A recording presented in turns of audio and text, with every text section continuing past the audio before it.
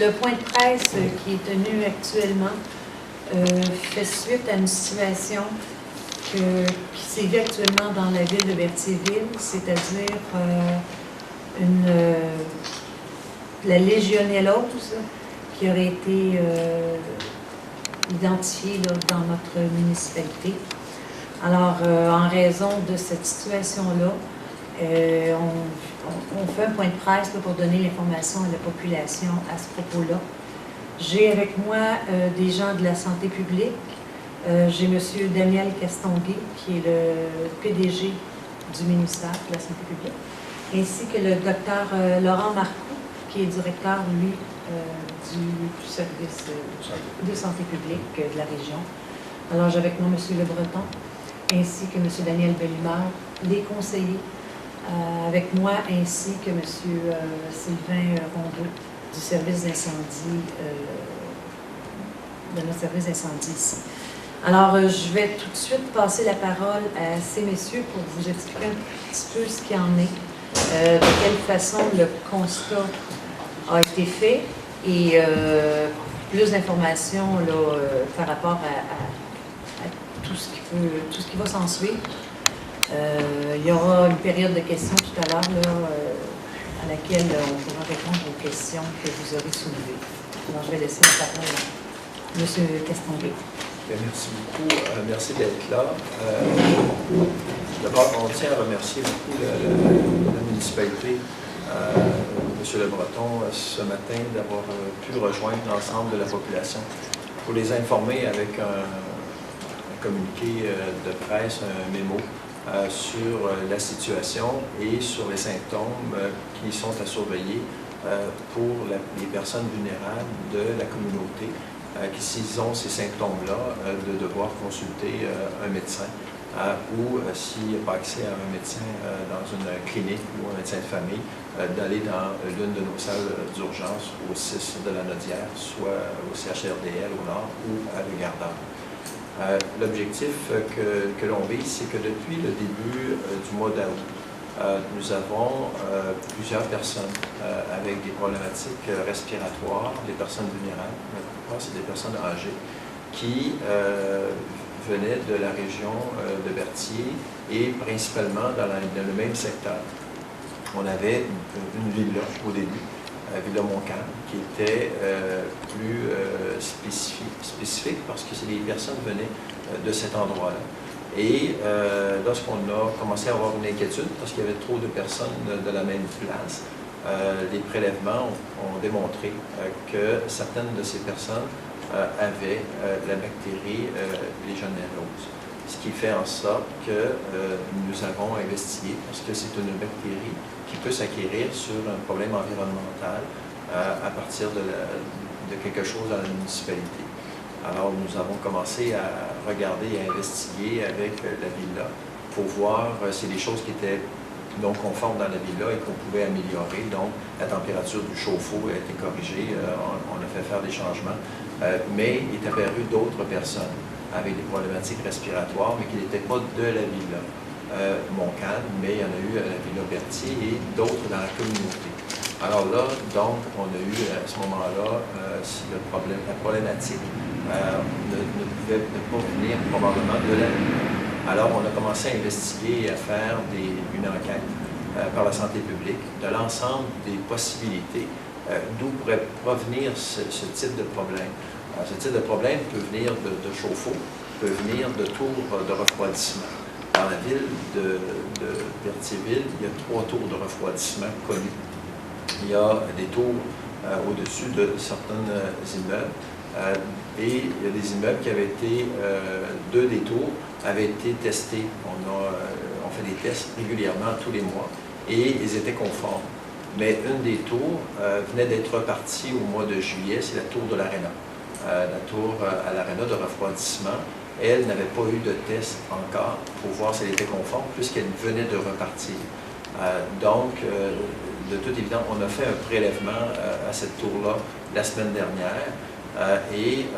Malheureusement, avec tous les impacts que ça peut apporter dans la communauté, par mesure préventive, parce qu'on n'aura pas les résultats de notre prélèvement avant mercredi, on a demandé d'arrêter la tour de refroidissement de l'aréna pour éviter que si jamais c'était elle qui contaminait par l'air, parce qu'il faut comprendre que c'est transmissible, c'est emmené par le vent, c'est des gouttelettes, et c'est comme ça que ça se transporte. Et les gens qui ne sont pas vulnérables par une maladie chronique quelconque vont avoir des symptômes, mais comme vous allez avoir quand vous avez des fois un rhume, une grippe, vous ne consultez pas nécessairement le médecin, puis vous passez à travers et c'est passé. Mais une personne vulnérable peut développer. Une personne vulnérable, vous avez eu la liste des symptômes, quels sont les gens qui peuvent être vulnérables, les gens qui ont des problèmes de maladies pulmonaires, etc. Alors, ils peuvent avoir plus de difficultés à ce moment-là à vivre avec la bactérie qui les rejoint. Donc, on est dans l'investigation en ce moment et c'est pour ça qu'on veut alerter la population, pour que la population ne soit pas inquiète de la situation, mais qu'il soit préventive à reconnaître les symptômes s'il y en a, pour pouvoir consulter et avoir les traitements appropriés. Je vais peut-être laisser à ce moment-là Dr Marcoux expliquer plus en détail ces symptômes, ces traitements et où nous sommes dans l'enquête qui est en cours actuellement et par la suite répondre à l'ensemble de vos questions. Parfait. Alors, comme le dit, vous l'avez vu peut-être dans le communiqué, où les symptômes on recherche plus des symptômes de nature respiratoire avec la légionellose. La légionellose, c'est une bactérie qui infecte, dans le fond, le poumon en particulier. Ça cause une pneumonie dans sa forme la plus sévère. Et c'est ces situations-là qui ont été vécues par quelques personnes qui sont présentées à l'urgence et qui ont eu un diagnostic de légionellose. C'est un test qui est fait, qui prend quelques heures dans un premier temps, puis on peut confirmer. Alors, il y a quelques cas qui ont été confirmés. Il y a quelques personnes qui sont présentées, mais les confirmations ne sont pas arrivées encore. Alors, il n'y a pas de moyens, il n'y a pas de vaccin contre la légionellose, il n'y a pas beaucoup de moyens de prévenir, sinon que les personnes, c'est pour ça l'excellent travail qui a été fait par la municipalité, la principale intervention, c'est que les gens consultent tôt lorsqu'ils ont des symptômes. Plus les gens consultent tôt lorsqu'ils ont les symptômes, toux, fièvre accentuée, difficulté à respirer, tout ça, mais à ce moment-là, plus ils consultent tôt, plus le traitement est efficace. C'est un traitement par antibiotique. C'est pour ça qu'on précise que les gens doivent se présenter le plus tôt possible pour avoir des soins. Alors, d'autres éléments peut-être d'information, c'est que les principales sources, comme ça a été dit, ce sont les tours de refroidissement, les chauffe-eau, ces éléments-là. Alors, dans la région ici, on veut que les gens soient très sensibles parce qu'ils ne trouveront pas nécessairement la source précise dans leur cours. Là. Le microbe, il est dans l'air, il circule. C'est documenté que la bactérie circule dans les gouttelettes. Ça peut circuler sur plusieurs kilomètres et infecter les gens. Alors, c'est les éléments clés qu'il faut que les gens retiennent par rapport à la maladie. Oui, ça ne se transmet pas de personne à personne, donc ça ne se transmet pas dans l'eau que les gens boivent, ça ne se transmet pas de personne à personne, c'est vraiment des gouttelettes qui sont présentes dans l'air que les gens aspirent, puis là, ça infecte le poumon.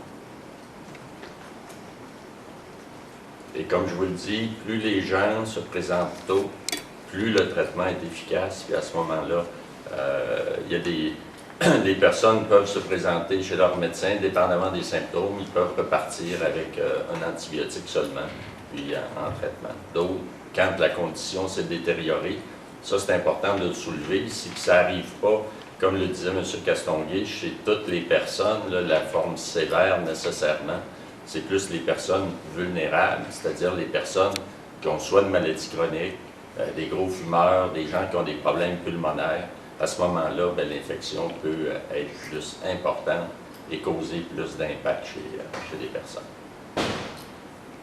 Nous, on travaille conjointement avec les dirigeants de la municipalité pour trouver la souche du problème le plus rapidement possible. C'est sûr qu'on a fait plusieurs prélèvements et d'autres prélèvements vont se faire au cours des prochaines heures, prochains jours.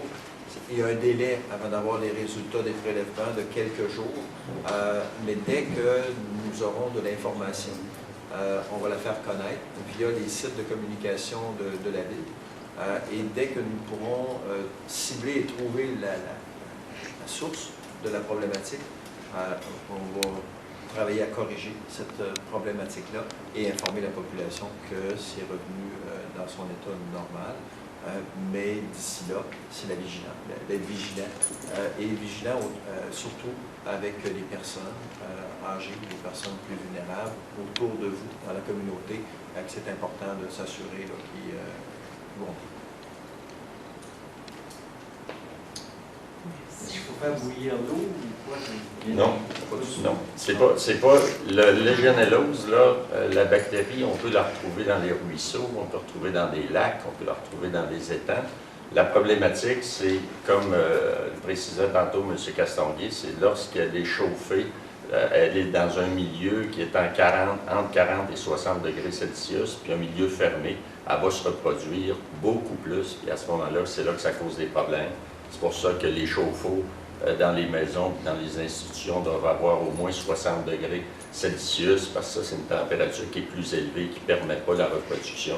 Alors, mais c'est présent, sauf que ça prend des conditions particulières. Il faut que ce soit dans des gouttelettes en suspension, puis il faut que les personnes, après ça, aspirent ces gouttelettes-là qui sont contaminées. Donc, il n'y a pas besoin de... L'eau n'est pas contaminée, là. Les gens peuvent boire l'eau. Ça ne se transmet pas de personne à personne, cette maladie-là, pour les personnes qui la contractent. Il suffit de consulter le plus tôt possible puis avoir un traitement. Doit-on porter un masque? On respire. Porter un masque, non. Non. Ça n'éviterait pas de respirer ces gouttelettes-là? Non, c'est pas... L'enjeu, là, c'est qu'il y a des personnes vulnérables, mais on ne sait pas dans quel milieu exactement. C'est pour ça qu'on fait une enquête actuellement. Là, c'est plus concentré dans une institution. L'institution est bien informée de la situation. On a fait modifier ce qui pouvait potentiellement être une cause, comme la question des chauffe-eau. Mais on ne peut pas demander à tout le monde là, de porter des masques non, dans la situation actuelle, parce qu'on ne sait pas où il y en a, puis on ne sait pas la concentration non plus. Merci. Je reste à la rue Sagala, c'est proche de l'aréna. Vous avez fait arrêter parce que vous avez pensé que ça pouvait être possible que ça vienne aussi de l'aréna. Bien, il y a 3 sources, il y a 3 tours de refroidissement. Donc, on investigue les 3. On est plus, comme le disait M. Castonguay, plus ferme par rapport à la tour de l'aréna parce qu'elle avait été arrêtée, puis elle est repartie. Puis quand elle a, c'est un enjeu particulier, donc ça va être vérifié avec la Régie des bâtiments du Québec. Pour les 2 autres, on s'est quand même assuré, il y a une des autres tours que les derniers tests avaient eu lieu à la fin juillet, donc on va en faire cette semaine pour cette tour-là. Puis l'autre tour qui avait eu, c'est-à-dire à la fin juin, puis l'autre tour qui avait eu ses tests à la fin juillet, bien, ça va être vérifié également cette semaine. Donc on s'assure que les sources les plus potentiellement fréquentes, là, on s'en occupe. Il y a toute la question, il y a les jeux d'eau aussi.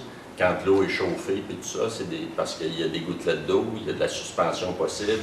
Ça, c'est des choses que dans l'enquête, on va regarder. Mais vraiment, quand on regarde dans ce qui s'est passé dans les dernières années dans les pays industrialisés, c'est vraiment les tours de refroidissement, c'est vraiment la cause la plus fréquente. Fait qu'on s'attarde à ça, mais on s'attarde aussi aux autres affaires. On a fait régler le chauffe-eau, puis chaque chose qu'on va trouver, soyez sans crainte, on va y toucher, puis on va informer la population au fur et à mesure qu'on aura des informations nouvelles. Merci. Ça peut-tu être causé ou ça a-tu aidé les gros chaleurs qu'on vient d'avoir dernièrement? Ça peut-tu avoir un certain lien? C'est toujours possible, surtout dans une situation où on a un milieu, une tour qui est arrêtée, puis après ça, on la repart. C'est pour ça qu'on le fait vérifier, mais c'est sûr que plus la température est haute, mais un système qui fonctionne bien passe au travers de ça. Donc, c'est pour ça qu'on va s'assurer que toutes les tours sont correctes, mais normalement, ils passent au-dessus de ça, mais il ne faut pas négliger ça non plus. Vous avez dit, il y a l'aréna, oui. C'est une tour, les 2 autres tours se trouvent? Ça se trouve dans le périmètre de Berthier. Okay. C'est des tours sur des immeubles, Okay. des immeubles privés. On ne les citera pas, mais ils ont été validés et elles sont conformes. Maintenant, on refait une deuxième validation pour s'assurer qu'elles sont toujours conformes. OK. Mais elles ont été validées, comme le Dr Marcoux disait, une en fin juillet. Elle était en dessous de la normale, donc étant très conforme. Et l'autre aussi, c'était la mi-juillet, et elle était aussi sous les... donc, elle était très conforme. Vu que les gouttelettes voyagent, vous avez dit plusieurs kilomètres. Oui. Ça peut provenir de Sorel, ça peut provenir Bien, c'est-à-dire on aurait probablement des... Là, on n'a pas d'informations, nous autres, qu'il y en a dans d'autres régions. On est au début de notre enquête, là, mais c'est sûr qu'actuellement, c'est ici, donc il faut supposer que la source est dans le coin. OK. À partir des 2 centres hospitaliers de la Naudière, c'est à Berthier que ça se passe, à Berthierville, et on n'a pas d'informations que dans les autres communautés comme Sorel, ils ont des cas actuellement de légionnaires. OK. Donc, c'est pour ça qu'on se concentre beaucoup C'est dans ça. la ville. Puis on a quand même une vigie qui s'exerce à Louisville. Là. Oui. Les médecins ont été informés de ça. Est-ce que quelqu'un est décédé par rapport à cette maladie-là, ici, dernièrement? En fait, comme je disais, il y a eu quelques cas hospitalisés. Il y a des personnes qui ont... il y en a qui ont reçu le test, qui ont eu le test positif, donc c'est confirmé. Il y a eu un décès, mais le diagnostic n'est pas confirmé par laboratoire, en tout cas à l'information que j'ai actuellement. Alors, on verra dans les prochains jours. On ne peut pas confirmer que c'est à cause C'est ça. de la bactérie C'est ça. que la personne est décédée. C'est une tante de la belle-mère de M. Breton qui habitait à Villa-Dautry. Il y a bien des chances que ce soit ça d'abord, merci. Mais nous, on ne peut pas vous confirmer Il y a une bien chose des comme chances. ça. Là. Nous, ce qu'on peut dire, c'est que la question, est-ce qu'il y a eu des décès dans les personnes qui ont eu des problèmes respiratoires dans la région, il y a une personne qui est décédée, mais nous, on n'est pas capable aujourd'hui de vous dire que c'est à cause de cette bactérie. Il y a Donc, on déjà... ne peut rien faire contre ça, excusez. On ne peut rien faire pour prévenir. Ben oui, parce que Oui. c'est ce qu'on fait aujourd'hui. Oui. La première chose qu'on fait pour prévenir, nous, on est en train de tout analyser les situations, les chauffe-eau. On est en train d'analyser les tours de refroidissement qui, comme disait le docteur Marcoux, c'est l'endroit principal où se passe ce genre de contamination. On a fait arrêter la tour de l'aréna. Les prélèvements sont en cours. On a, nous, des indications importantes, des doutes par rapport à cette tour-là. Et si c'est confirmé, bien là, on va traiter en conséquence pour ramener ça à la normale. Mais en même temps, on regarde tous les endroits où il y aurait une possibilité de transport au niveau de l'air, des gouttelettes. On est en train de les investiguer. Alors ça, c'est vraiment pour l'arrêter. On est en train de faire vraiment une prévention. Et on avise aujourd'hui la population, non pas pour l'inquiéter, mais plutôt pour qu'elle soit vigilante si elle développe ces symptômes-là, pour qu'elle puisse rapidement consulter une équipe médicale et avoir les traitements et ne pas avoir de conséquences d'avoir eu l'infection. Alors c'est ça qui est, c'est un volet de prévention très fort là, qu'on fait aujourd'hui. Donc c'est ça qui est notre objectif. Et oui, donc dans ce sens-là, on est en train de prévenir. Mais en tant que citoyen, on ne peut pas rien faire. Non, pas plus que ce qu'on est en train de faire. Informer. Si vous avez de l'information que peut-être sur des causes ou quoi que ce soit, à ce moment-là, soit la municipalité, qui est actuellement bien informée, pourra probablement recevoir ces choses-là. Il y a des choses à organiser. Mais peut-être l'autre élément que je voulais ajouter, c'est que la période d'incubation est quand même de plusieurs jours. Fait que même si on arrêtait la source aujourd'hui, il va continuer probablement à se présenter des cas parce que les gens ont été exposés. Puis il y a ce qu'on appelle un délai entre la contamination, si on veut, puis l'apparition des symptômes. Donc, ça ne veut pas dire que la situation se détériore s'il continue à y avoir quelques cas. Ça veut dire qu'ils sont probablement dans ce qu'on appelle la fenêtre où ils ont été infectés, puis les 10 jours ou 20 jours, selon les personnes, peuvent à ce moment-là développer la maladie.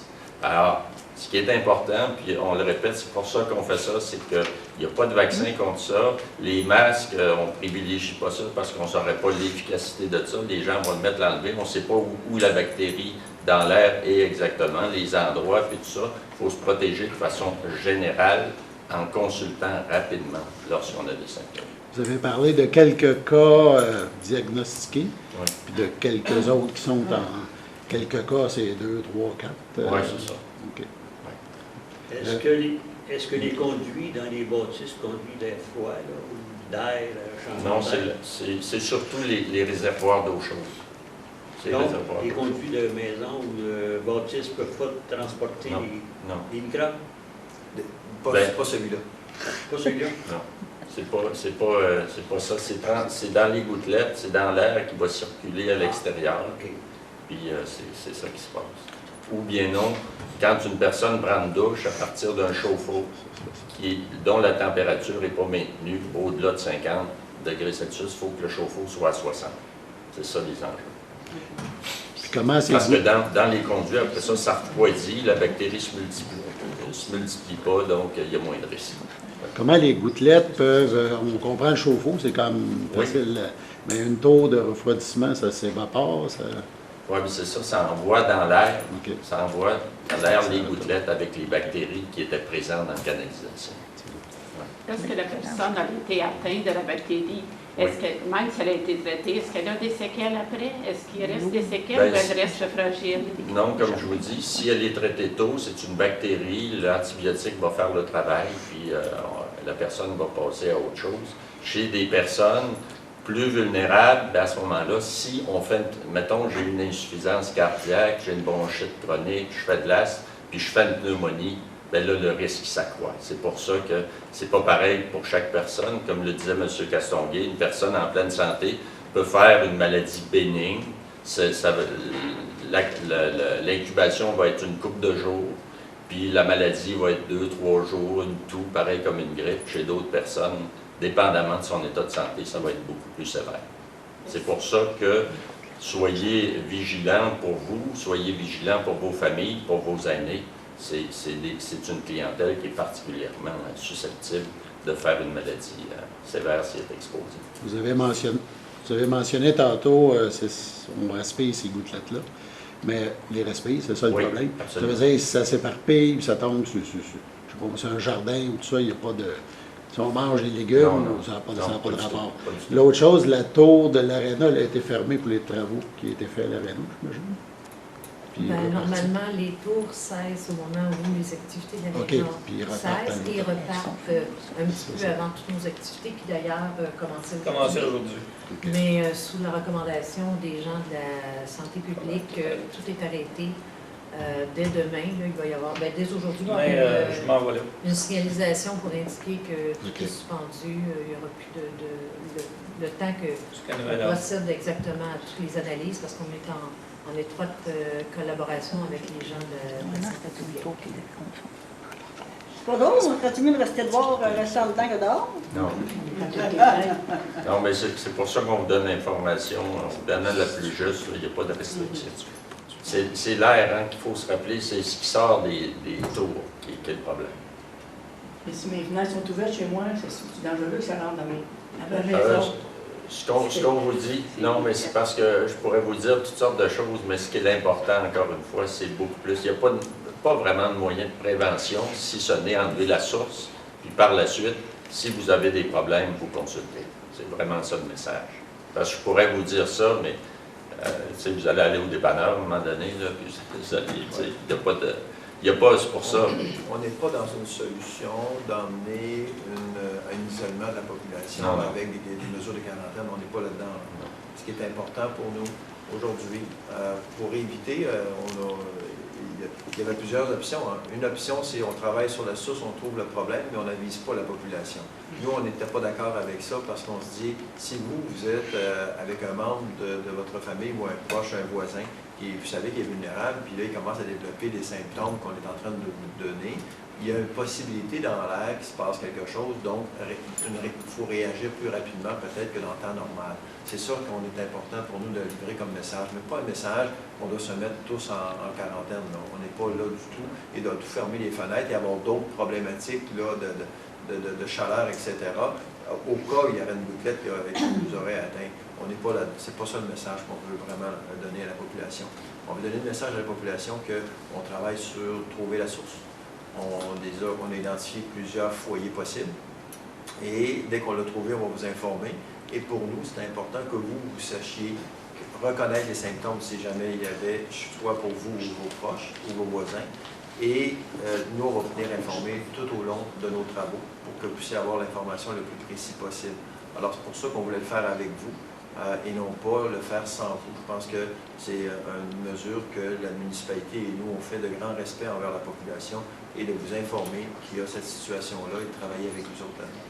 Je voudrais juste repréciser, là, peut-être la dernière phrase que vous avez dit, M. Castonguay, quand il dit qu'il n'était pas d'accord avec le fait que la population ne soit pas au courant. Nous non plus, c'était pas, non, pas ça. Là. Pas du tout, là. Non, mais je veux est juste ensemble qu'on... là-dedans.